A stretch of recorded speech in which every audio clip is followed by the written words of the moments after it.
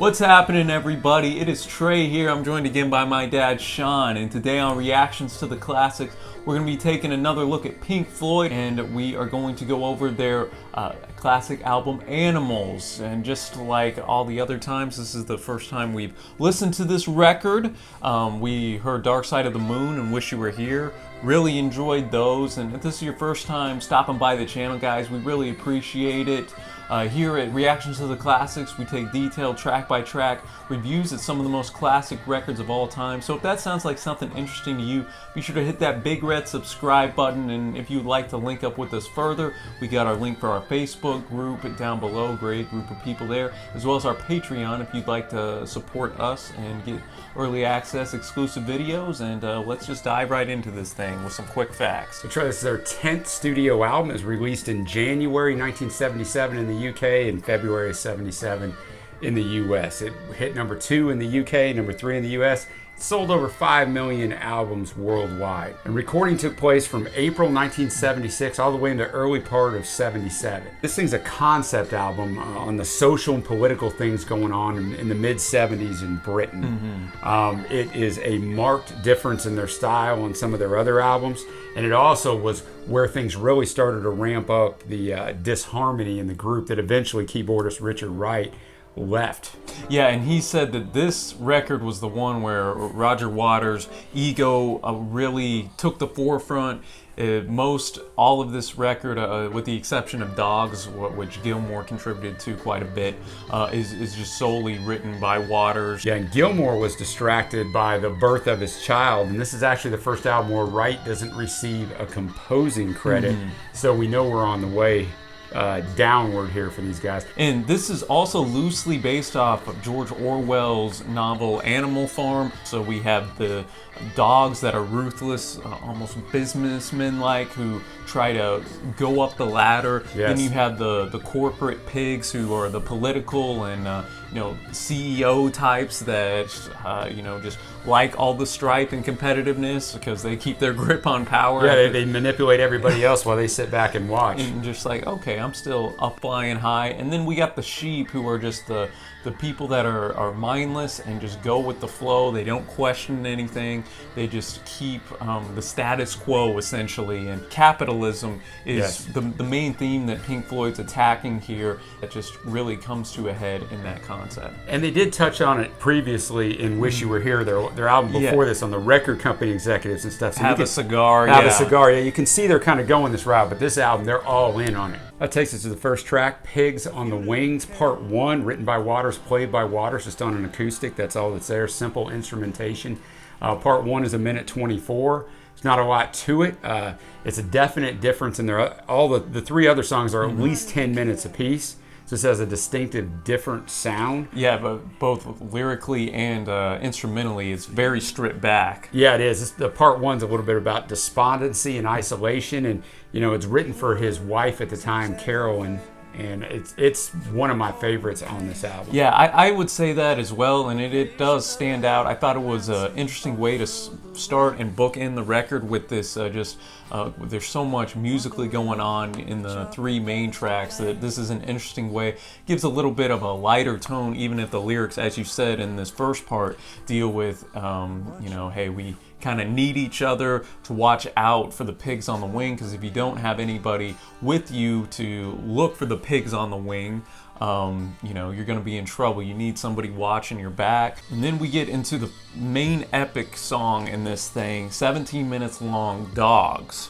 Now this starts with the 16-bar progression on the guitar before we get a cacophony of different instruments throughout this song, and Hammond organ comes into play. We got multiple fantastic guitar solos. Midway through the song, we get a very notable keyboard solo when he talks about the stone. There's a fantastic 2-lead guitar solo towards the end as well. Just a bunch of different musical techniques here that makes it stand out.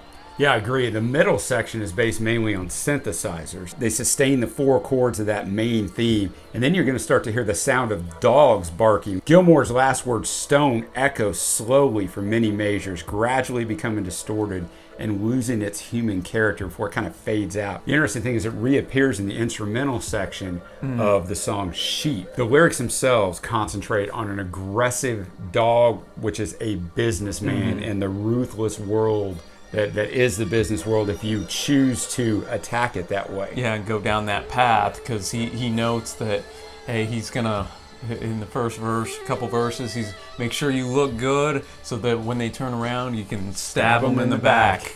And that is so true. I'm involved in the business world. I don't do business that way, but almost everyone I've ever met who's highly successful, I think there is there's a connector there, acts the way that this song portrays. Yeah, and it's interesting. I thought the lyrics here were fantastic. This is one of, I think this is the biggest masterpiece that you would say that I've heard from Floyd so far. It just kept my attention for that whole 17 minutes, varied up the styles and tempos. The musical progression was something that really stood out to me. So I thought this thing was absolutely epic.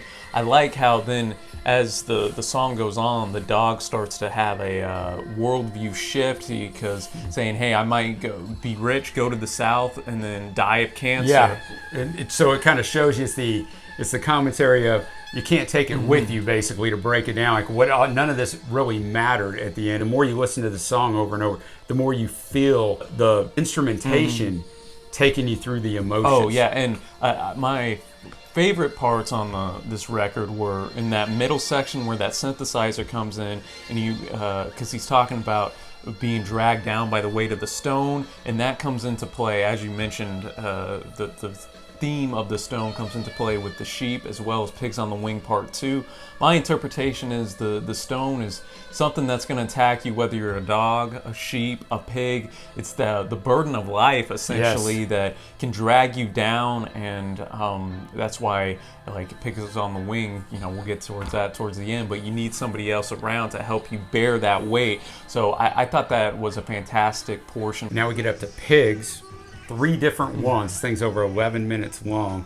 And as we've been talking about, the pigs are just viewed at the top of the social ladder, the top of the financial, political ladder, whatever you want to say. And each verse deals with a different pig. The first 2 are more generalized. A lot of people think the second one is Margaret Thatcher, but the third one is easily identified as Mary Whitehouse, who was a morality campaigner in Britain during this time. So I thought that was a unique take to just flip it up into the 3 verses. Your first verse deals with a pig that just keeps groveling down and down. They can never get enough. And verse 2 is about a cold and ruthless woman. Many think it's Margaret Thatcher, who was the leader of the UK Conservative Party. She wasn't prime minister yet, but she was the leader of the party. And later on down the line, Waters said a bunch of bad stuff about her, which kind of lends a little bit to this is very divisive woman. Yeah, probably what he was referring to here. And then verse 3, as I mentioned earlier, is talking about a moralizer, Mary Whitehouse, who wanted to take off a bunch of, violence and language. Yeah, she wanted to censor everything. And which is ironic because the Pink Floyd drops an F-bomb here in the second verse. So I wonder if they did that specifically just to, make her mad. And she was pretty furious that they said she was very furious back then that they targeted her like this. And one of the refrains that you hear throughout the song is, ha ha, charade, you are, that all these pigs are just putting up a false front.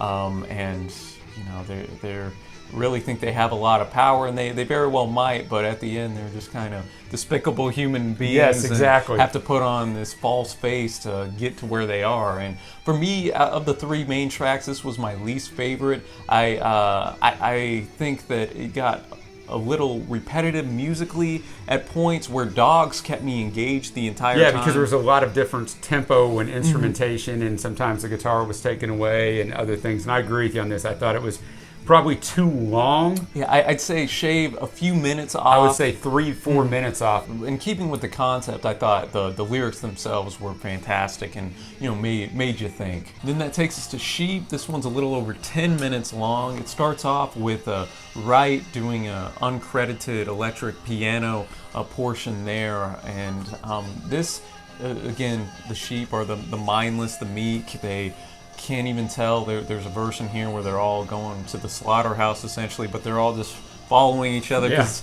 they don't know what's on the other side. Then you have a modified voice talking and reciting Psalm 23. It's talking, the Lord is my shepherd. It starts off with actually the Psalm 23, but then then they switch it up considerably. Yeah, it switches it up to say how, oh man, these sheep are about to be slaughtered. The pigs and the dogs don't care about them. They're just going to go and take advantage of them, essentially. And this is where you were mentioning this earlier, Sean. The stone refrain comes back in, and you even hear the dogs howling and barking from midway through the song. Dogs reappear here. So I thought that was a unique touch. In this thing, it's interesting because the sheep actually rise up and kill the dogs. Anarchy reigns. They take control, but then they don't know what to do. The cycle just almost repeats. Yeah, so then they return to their homes and kind of fade back, and then we have new dogs that rise up, or the ones that are left, and they take control again. And it's really obviously a commentary on this world, which hasn't changed much from the time this world existed, and the fact that the powerful are going to stay powerful, and there might be a rising up against them, but very seldom does that rising up stay. No, yeah, you might be able to, because the sheep, there's more sheep than there are dogs and By pigs. far. But so you might be able to, hype them up to revolt. But once they've revolted, it's like, oh, we've never experienced this. Yeah, we don't know how to lead. We don't know what to do, and so somebody tell us what to do, and then that's what makes them sheep. So and. Again, I thought the instrumentation here was pretty tight. I liked it better than Pigs. I thought it varied up a little bit more. All in all, a solid track for me. We're going to end this thing with Pigs on the Wings, Part 2. It's Waters on the acoustic. This one has a little bit of turn of theme in that Waters refers to himself as a dog. He says, now that I've found somewhere safe to bury my bone, and any fool knows a dog needs a home, a shelter from pigs on the wings. Another allusion, Trace, found in a line, so I don't feel alone, or the weight of the stone, which refers back to the dogs being dragged down by the stone. Part 2 ends this thing with more of a hopeful theme. It illuminates the strength and emotional safety, as you kind of talked about earlier, as a result of unity among human beings. As long as you have somebody else looking out for you, you're going to be all right. And I thought that was an interesting way to end the record, a little more optimism, because this is kind of a bleak record. I mean, it's a realistic record. Very realistic. In the way that the world works. But I thought it was a good note that you need like-minded people watching your back on the side. And again, I really thought that bringing back the stone motif was interesting, that okay, now he has somebody to help him carry this weight of the world. A nice way to end the record, just kind of on a more upbeat note in a sense. I agree with that. And I guess that'll take us to our favorite tracks. I mean, there's not a lot to choose from here. There's really 4, and so Pigs on the Wings, Part 1 and 2, are my favorite. I think I have much respect for Dogs, just in what we previously talked about, just the ride you go on, not just lyrically, but with the instrumentation and composition of it. Yeah, Dogs would be my favorite. I think it's the best thing I've heard Floyd produce just as a whole song. That song in particular is Floyd's high peak of what I've heard them produce thus far. Shine On You Crazy Diamond was also fantastic. Right. But I prefer Dogs, and that'll take us to our overall score of the record. For me, this one was a tough one to grade. I think this one, more than any of them, is going to be a grower. Dogs was definitely the high point. Pigs on the Wing was great. Pigs, the 3 different ones, was the lower point. I think that holds it back a little for me, but I'm still going to give this thing, concept and everything in all, a 9.0 out of 10. I really enjoyed the concept of it. Like you said, Dark Side of the Moon is a loose concept album, but this really brings home everything. So lyrics and musicianship here were top notch from Floyd. Yeah, I agree with a lot of what you said. I think that for me, it's so hard on this album in particular. It's a commentary that still stands now, as we're almost to 2020. But it was written specifically for mid-1970s Britain, obviously, because that's the time they're living in. So this one, as much as any of them, it's hard to transport yourself to that time as much as you try. That's a good point. So for me, I gave their previous 2 that we've done, Dark Side of the Moon and Wish You Were Here, 9+. For me on this one, It's a 7.25. So it's much lower. Still a very good grade. So if you love it, it's your favorite. Don't get highly offended. Just for me, it didn't work nearly as well. Pink Floyd, as much as anybody that we've listened to, surprised me as we've listened to them, and I've become a big fan of, and I thought I probably wouldn't be as an outsider looking in. So really like them. We're going to do The Wall next. Can't wait for that. That's going to be tremendous. Well, let us know, y'all, what you think of Animals. I know some people in the Floyd, as I was researching, really love it. It's their favorite. Others Those are going to be the ones that are going to barbecue me in the comments below. But then others aren't a big fan of it, and they're going to be coming at me. Coming at you, yeah. So. I like we have a little differing styles there, but let us know your favorite track, y'all. Sean, thanks for all the research. Definitely. Always a pleasure to see the backstories of these songs. As I said earlier, y'all, be sure to hit that big red subscribe button. We upload twice a week. Variety of genres. Going to have more Floyd upcoming in the future. And until next time, y'all, happy listening, my friends, and we will see you.